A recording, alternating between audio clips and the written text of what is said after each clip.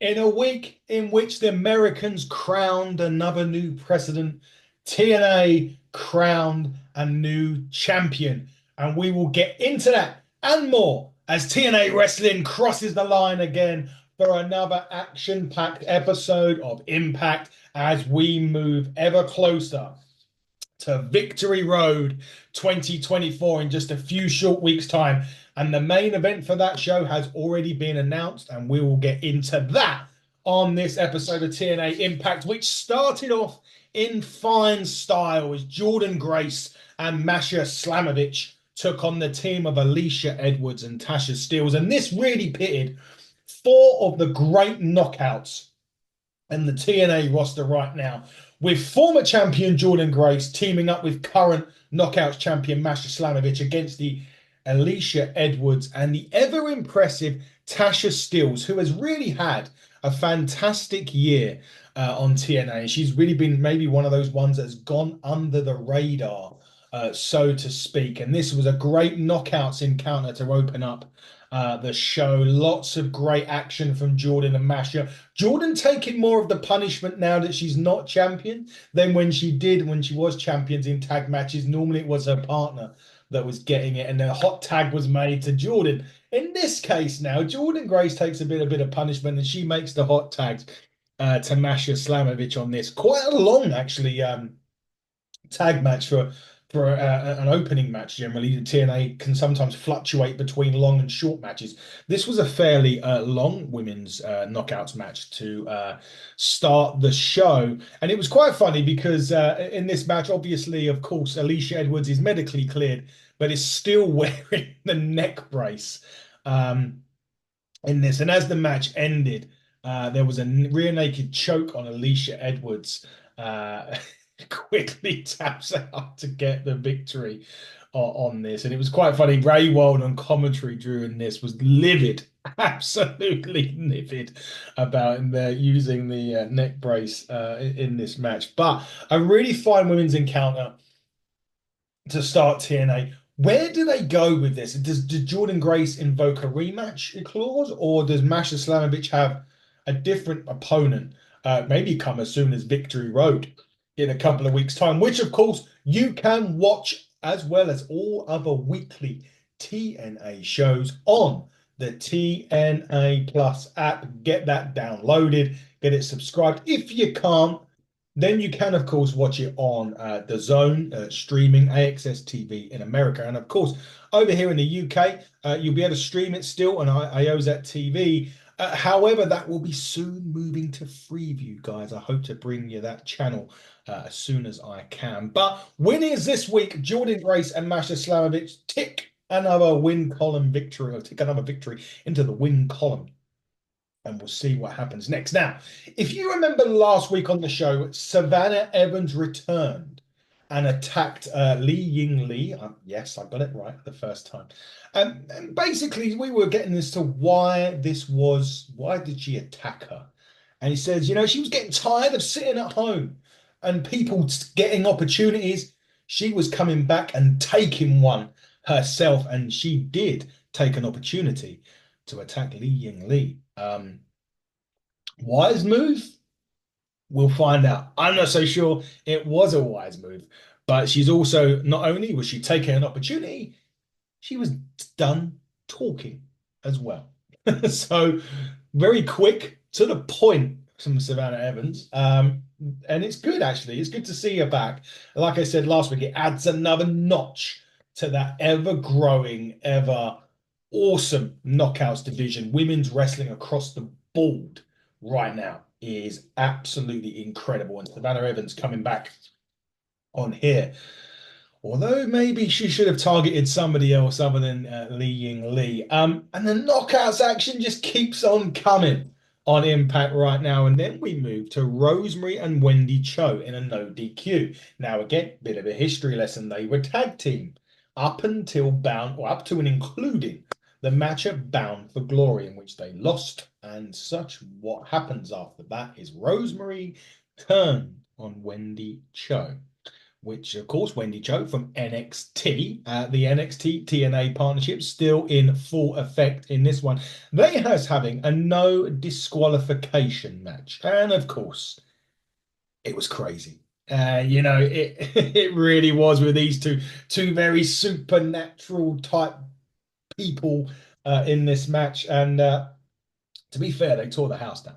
It was yet another example of TNA's knockout division and how great it is to see Rosemary and Wendy Cho lock horns. And the NXT women, let's be fair, Wendy Cho is NXT. Um, just a great, fun way. I don't know if I suppose this feud is technically over. I think Wendy Cho may be going back to NXT now. I'm not sure. I mean, NXT have just gained yet another great woman for their roster as well. So who knows what will happen if that is to be the case with Wendy Cho. I don't know. But these two are just like they just went at it. They really did. They did. They was kicking seven bells out of each other, and in the end, Rosemary hits the finisher, her finisher, sorry, shall we say, to pick up the victory. And now maybe she has her sights on Masha Slamovich. Potentially, she does. We'll have to wait and see. I think Rosemary was kind of, yeah, at one point she was kind of getting involved in Jordan Grace's matches a little bit. So perhaps that is the case. That she was targeting the champion at the time, and obviously that champion has now changed hands. So with that being said, does Rosemary shift her focus to Masha Slamovich? And again, in just a few short weeks' time, a victory road.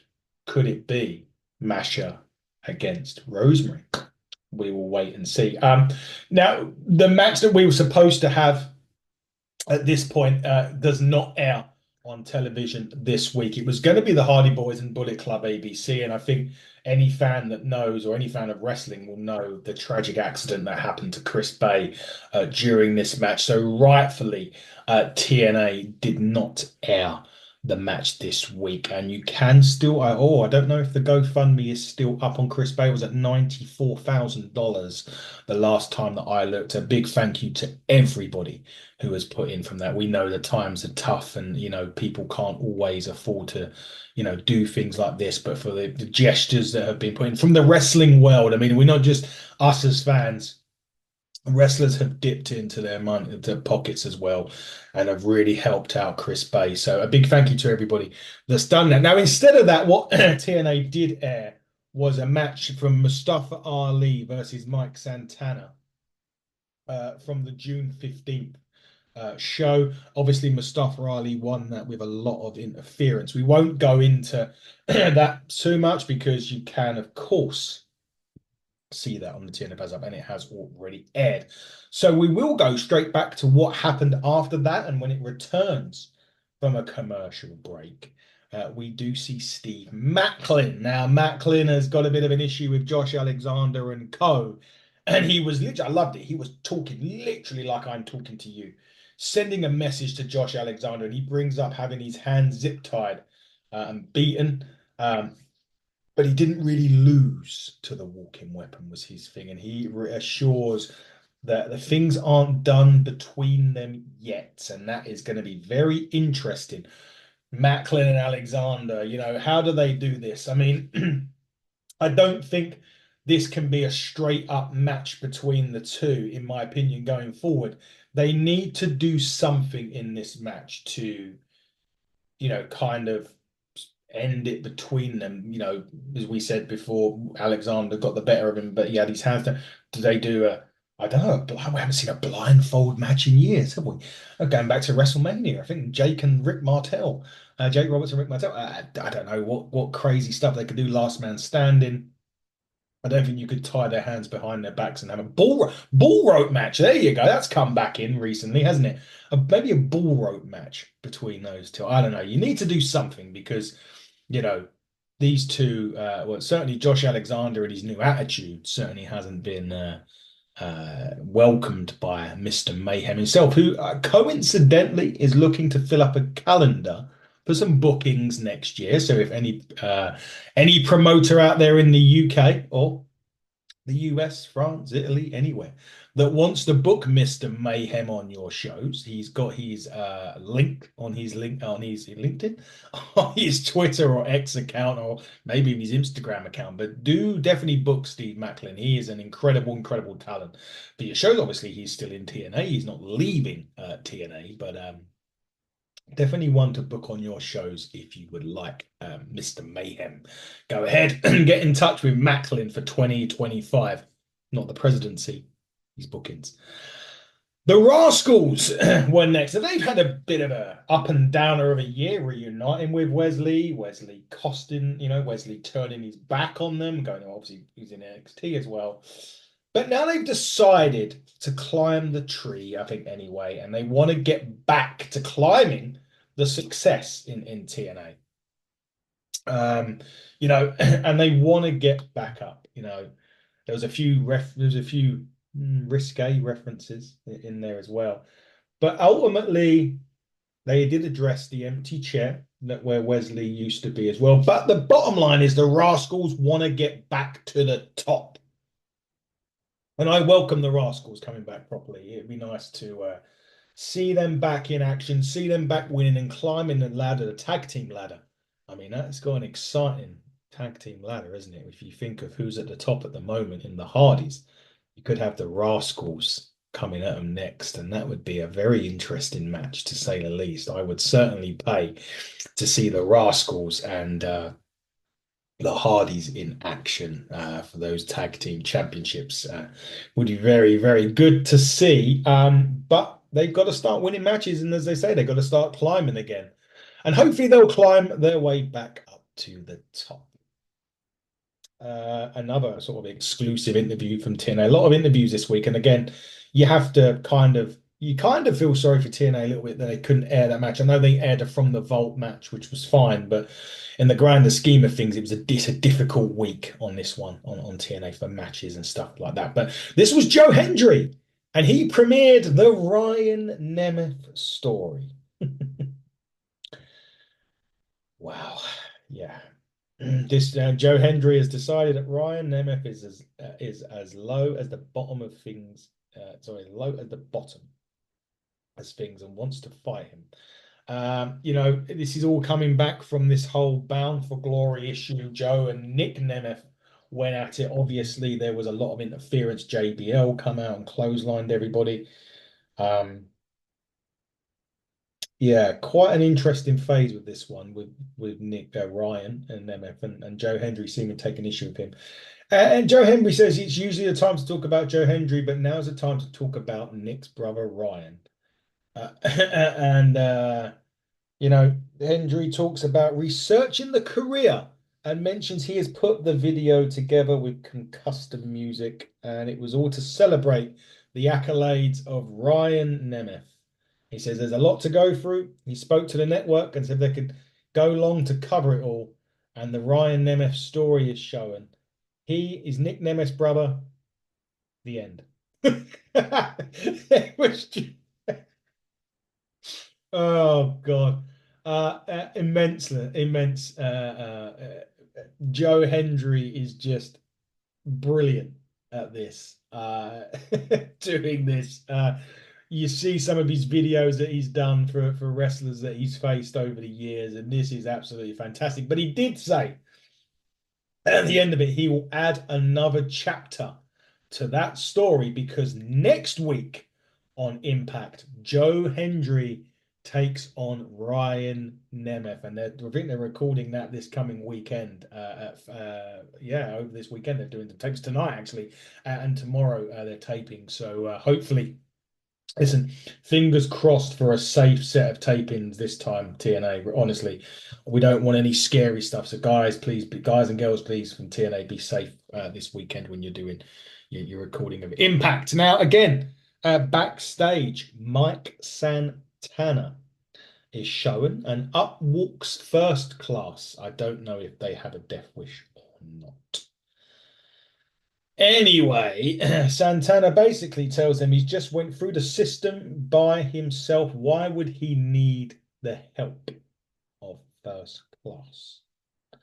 And he just walks off. And at that point, AJ Francis tells Casey Navarro that he's going to need to handle Santana. And with that, Casey Navarro didn't seem very, very happy about having to deal with Santana. And to be fair, you can kind of understand it. Santana is a madman. And he's also a man on a mission. And again, Nick Nemeth has got his enemies, really, because there's a lot of people that want this TNA championship. And one of them is Mike Santana. If you're Casey Wrestling, I like to call him Casey Wrestling because what we called him at Progress. Casey Navarro, to say the least, my friend, if you haven't got insurance, get some. Anyway, but what I would like to say is some of the work that, again, I've really been a fan of AJ Francis's work this year in TNA, and I know I've said it all the time about how he has developed into his own character, and it's really good to see somebody like him who didn't get a lot of time. And we said about Ash as well by Elegance, and fun enough, the match in a minute's coming up is actually Ash's tag team partner. But nevertheless, the point is still there. When you give these guys time, and you let them develop a character.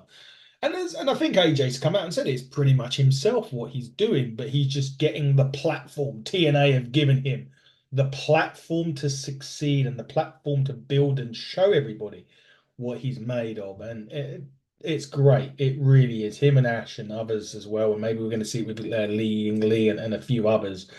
It's so good that they've got a platform now where you can actually invest in them. And brilliant. Kudos to TNA. Kudos to obviously AJ Francis as well for doing it. And it's brilliant. It really is brilliant to see.